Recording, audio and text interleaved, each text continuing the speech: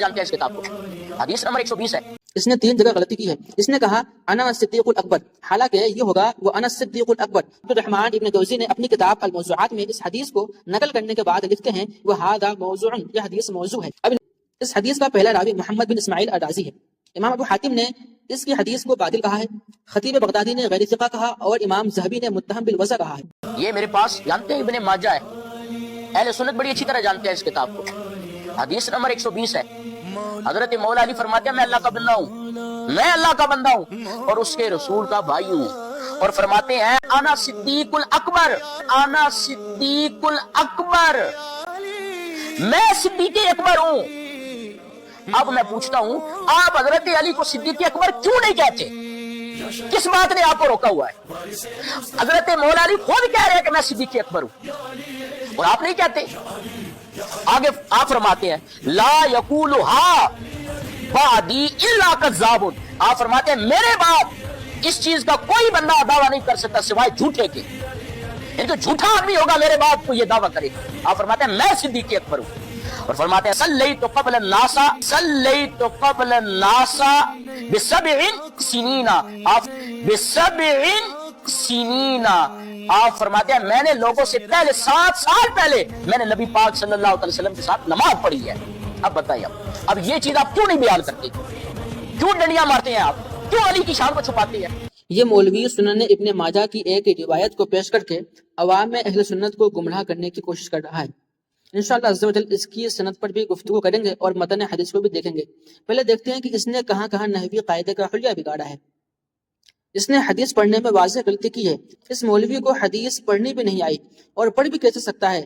جب دل میں بغض صدیق ہو تو پھر حدیث نہیں پڑھی جاتی ہے. اس سے پہلے بھی آپ نے ایک ڈپلوما کو دیکھا ہوگا کہ وہ علیون پر پوچھ رہا تھا کہ اس پر زبر پڑھنا ہے یا پیش پڑھنا ہے. اگر میں پڑھ کے سنا دوں اور اس کا ترجمہ کر دوں اچھا بات آگے بڑھے گی. ٹھیک ہے آپ لوگ سن رہے ہیں.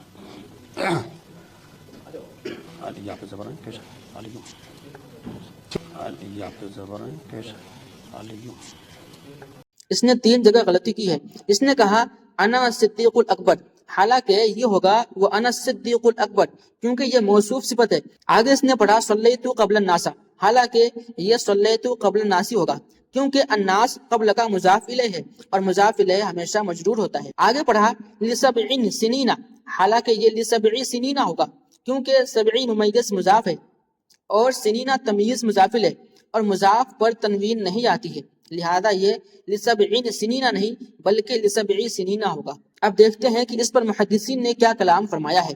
اس کے سند یوں ہیں حدثنا محمد بن اسماعیل الرازی قال حدثنا عبید اللہ بن موسیٰ قال انبأنا العلاء بن صالح عن المنہال عن عباد بن عبداللہ قال قال علی انا عبد اللہ واخو رسولہ صلی اللہ علیہ وسلم وانا الصدیق الاکبر لا یقولها بعدی الا کذاب صلیت قبل الناس لسبع سنین. عباد بن عبداللہ سے روایت ہے کہ حضرت علی رضی اللہ تعالیٰ عنہ نے فرمایا کہ میں اللہ کا بندہ ہوں اور اس کے رسول صلی اللہ تعالیٰ علیہ وآلہ وسلم کا بھائی ہوں اور میں صدیق اکبر ہوں. میرے بعد کوئی ایسا دعویٰ کرے وہ جھوٹا اور کذاب ہو. اسی طرح امام حاکم نے بھی المستدرک علی الصحیحین میں یہ حدیث بیان کی ہے، لیکن امام ذہبی نے امام حاکم کا مذکورہ قول نقل کر کے لکھا ہے یہ روایت بخاری و مسلم کے شرائط کے مطابق نہیں ہے، یہ حدیث باطل ہے. امام ذہبی نے اپنی کتاب میزان الاعتدال فی نقد الرجال میں مذکورہ حدیث نقل کرنے کے بعد بیان کرتے ہیں کہ قلت ھذا کذب علی علی، یعنی حضرت علی قدم اللہ تعالیٰ وجہ الکریم پر یہ جھوٹ باندھی گئی ہے. اسی طرح عبدالرحمن ابن جوزی نے اپنی کتاب الموضوعات میں اس حدیث کو نقل کرنے کے بعد لکھتے ہیں وَهَذَا مَوْضُوعٌ، یہ حدیث موضوع ہے. اب ان کے روات کو دیکھتے ہیں. اس حدیث کا پہلا راوی محمد بن اسماعیل الرازی ہے. امام ابو حاتم نے اس کی حدیث کو باطل کہا ہے، خطیب بغدادی نے غیر ثقہ کہا اور امام ذہبی نے متہم بالوضع کہا ہے. دوسرا راوی عبید اللہ بن موسیٰ العبسی الکوفی ہے.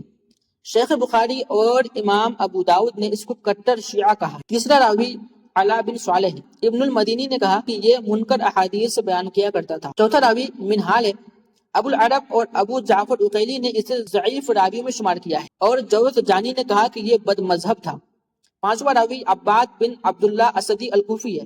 امام بخاری رحمۃ اللہ تعالی نے اس کے متعلق فیہ نظر کہا ہے اور الرفع و تکمیل میں ہے کہ امام بخاری فرماتے ہیں کہ جس کے بارے میں فیہ نظر کہہ دوں تو وہ متہم ہوتا ہے۔ اور ابن مدینی نے اس راوی کو ضعیف کہا۔ یہ تو رہا اس کے سند پر کلام، اب اس کے متن کو بھی دیکھتے ہیں۔